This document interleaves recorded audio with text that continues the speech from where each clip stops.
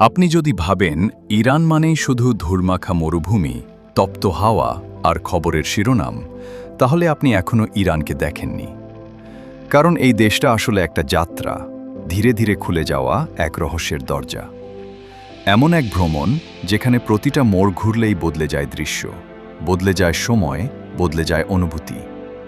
কখনো মনে হবে আপনি বর্তমানের ভেতরেই দাঁড়িয়ে আছেন, আবার হঠাৎই মনে হবে আপনি হারিয়ে গেছেন হাজার বছর আগের কোনো গল্পে।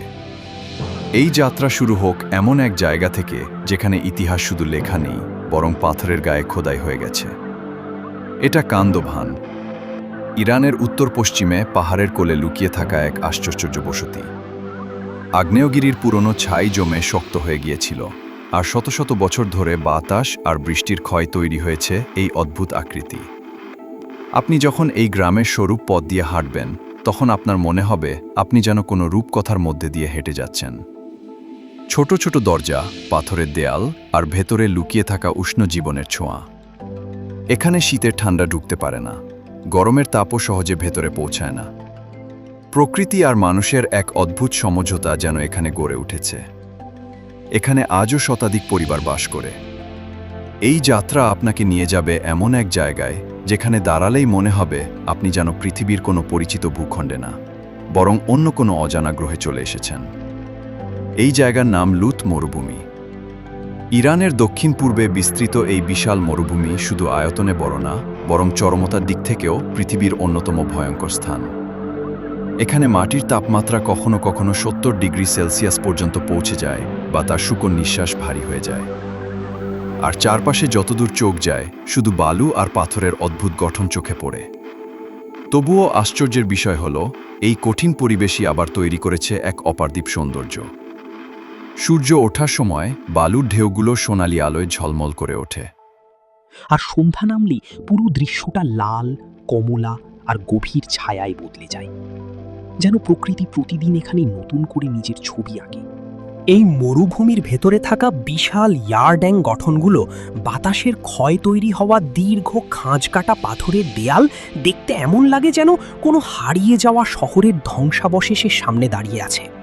কিন্তু কাছে গেলে মনে হয় এগুলো মানুষের না, বরং সময় আর প্রকৃতির হাতে গড়া এক নিখুঁত স্থাপত্য।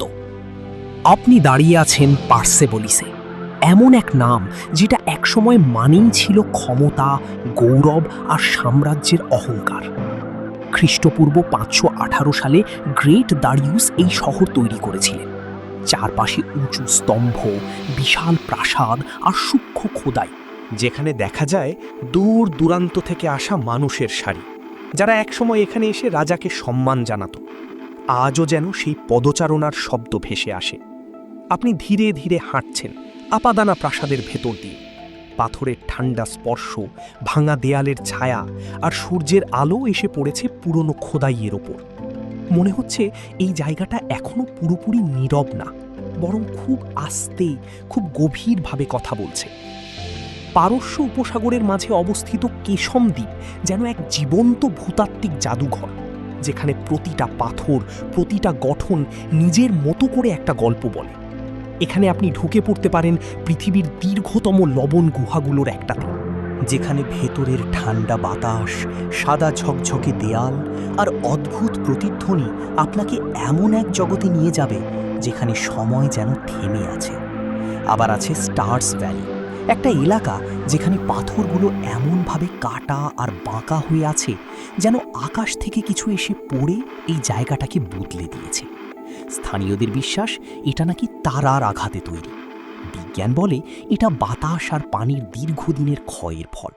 কিন্তু আপনি যখন এখানে দাঁড়াবেন, চারপাশের নিস্তব্ধতা আর অদ্ভুত গঠনের দিকে তাকাবেন, তখন মনে হবে ব্যাখ্যার বাইরে এই জায়গাটার একটা আলাদা রহস্য আছে।